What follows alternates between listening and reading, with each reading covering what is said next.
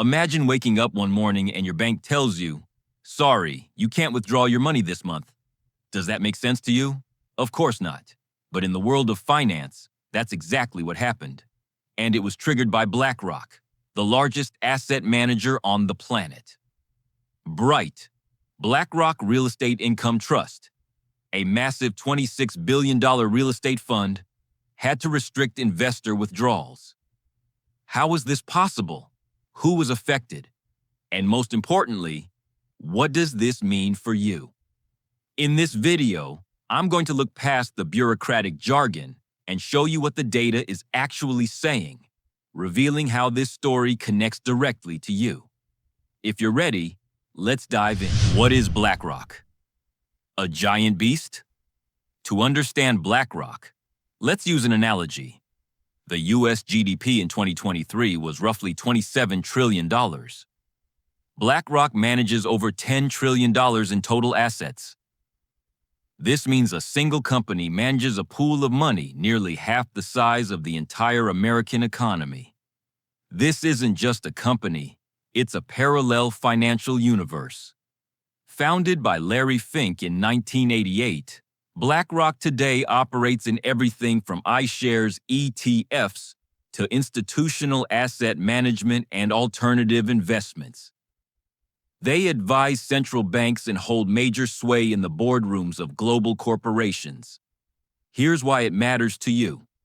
Even in a pool of money this massive, when a fund clogs up, alarm bells start ringing. And that's exactly the kind of blockage we're seeing now. What is BREIT and who invested? BREIT, or the BlackRock Real Estate Income Trust, was launched in 2017. It's a private real estate fund primarily offered to high-net-worth individuals, essentially the upper middle class and wealthy. By design, it's not traded on public exchanges. It falls into the non-traded REIT category. The fund invests in logistics warehouses, apartment complexes, data centers, and hotels. The promise to investors was incredibly attractive. Annual dividend yields around 10 to 12%.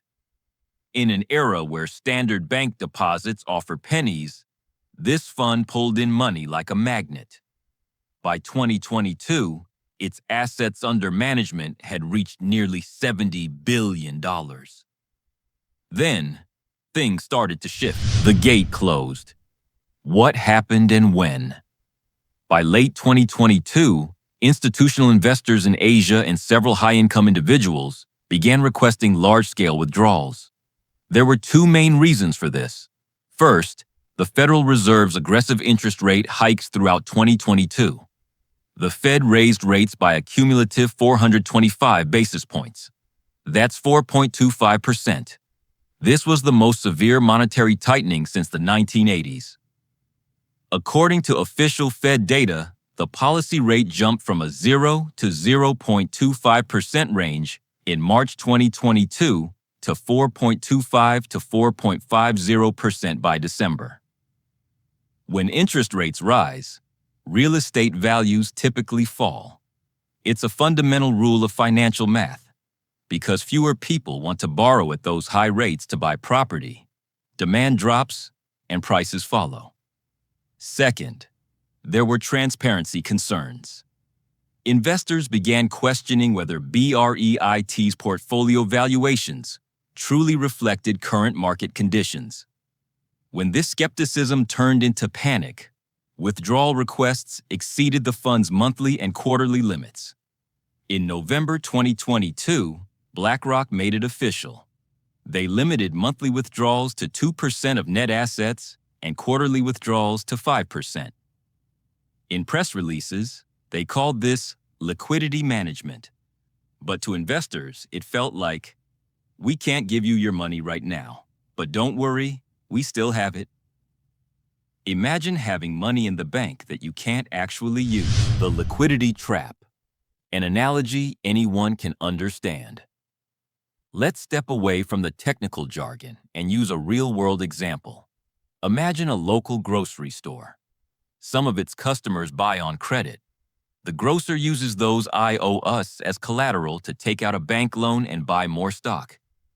Everything is fine until one day, 20 customers show up at once. Instead of paying their debts, they want to withdraw the deposits they gave the grocer earlier. The grocer looks at the cash register. It's empty. Why? Because the money is tied up in the stock on the shelves and the credit extended to others. BREIT faced this exact situation. The fund's assets are entirely real estate. You can't sell a skyscraper overnight. If you try to force a sale, you disrupt the market and the value plummets. So, BlackRock turned down the tap. Legally, this was a perfectly valid move. BREIT's prospectus, the founding documents, always contain clauses allowing for these restrictions. The investors signed them, but did they read them? That's the real question. A mainstream media panic versus the data. When this news broke, the financial media had its predictable reflex. Headlines like, "Is BlackRock collapsing?" and "The real estate bubble has burst" dominated the news. But what does the data say? According to BREIT's 2023 reports, occupancy rates for their logistics and residential properties remained above 95%. Dividend payments were never cut. In fact, they continued regularly.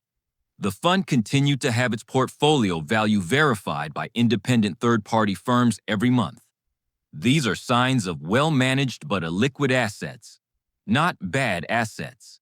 Let's look at a comparison. In the 2008 global financial crisis, many real estate funds completely collapsed. Mortgage-backed securities built on hollow assets dissolved, and values literally hit zero. What BREIT is experiencing today is structurally different.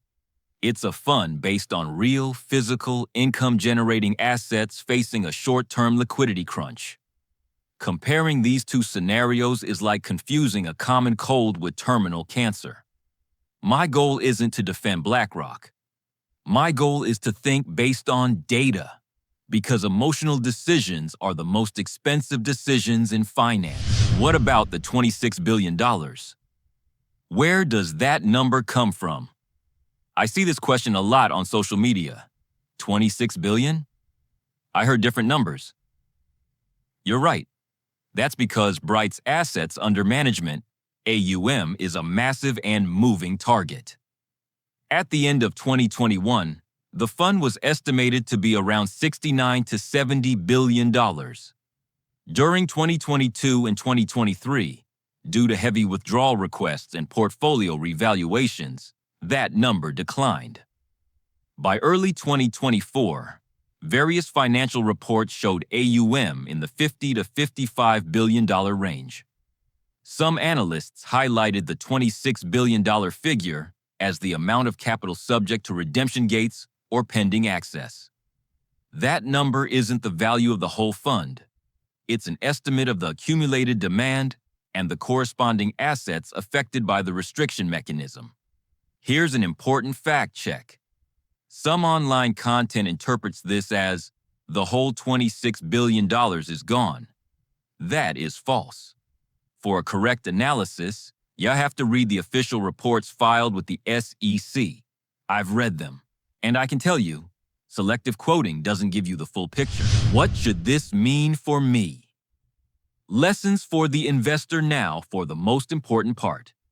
What does this story mean for you?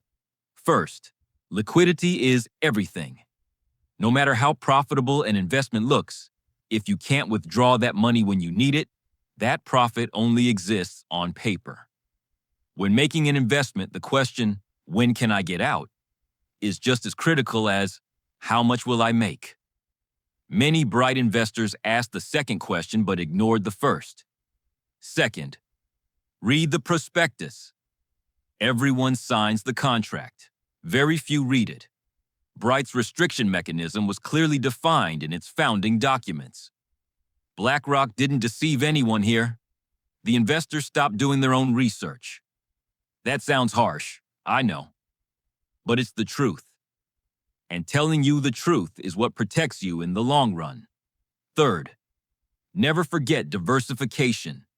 Putting your entire portfolio into one asset class or one fund, no matter how prestigious the name managing it, is not risk management.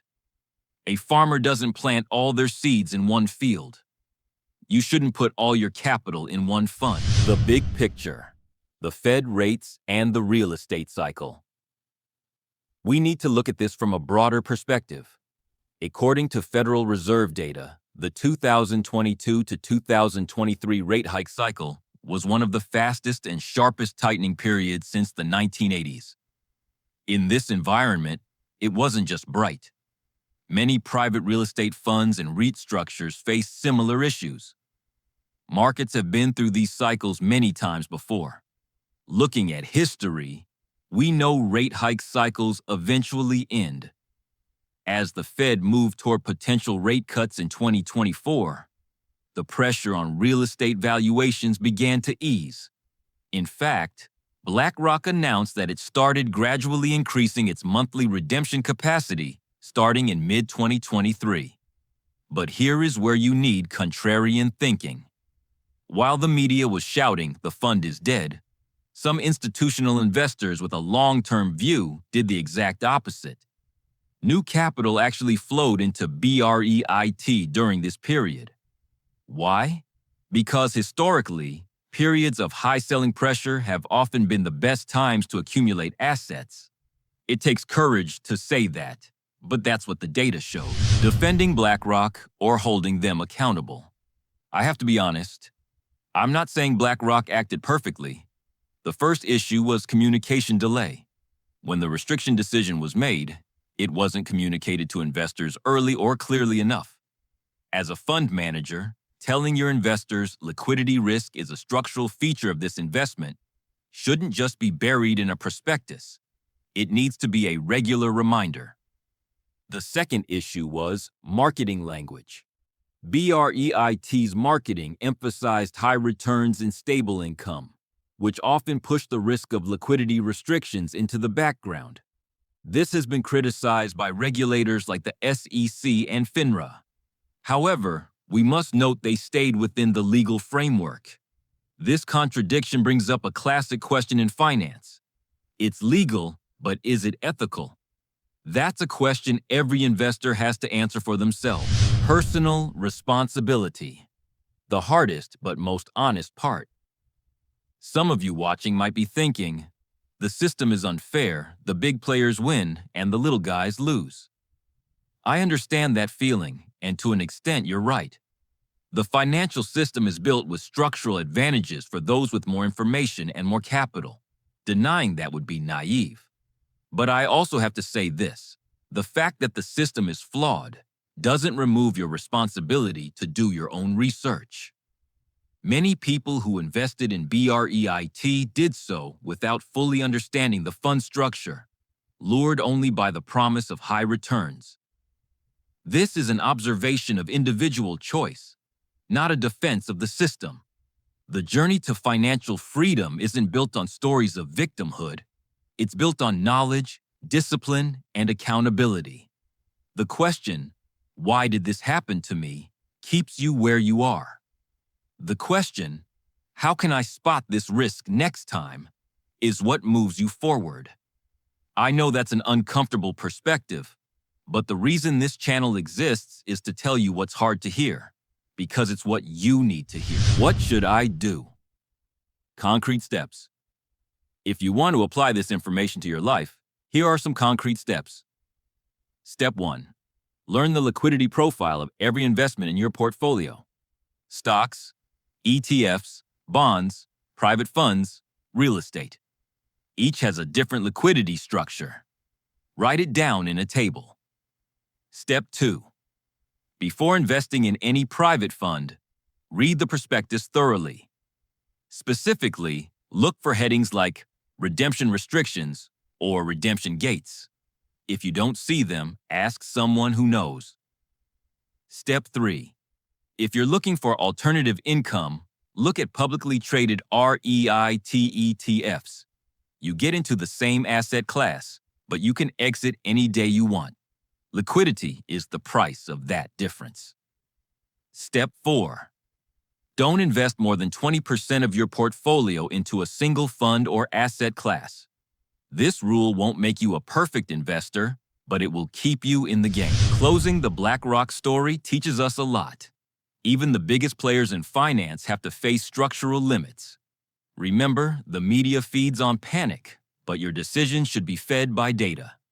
You might not be able to change the financial system, but you can absolutely change the quality of your own decisions. That awareness is worth more than $1 million portfolio. Because if the logic behind your decisions is sound, time will always work in your favor. If you enjoyed this analysis, subscribe to the channel so you don't miss the next one. Leave your questions in the comments. I'll be answering the most curious ones in the next video. See you soon.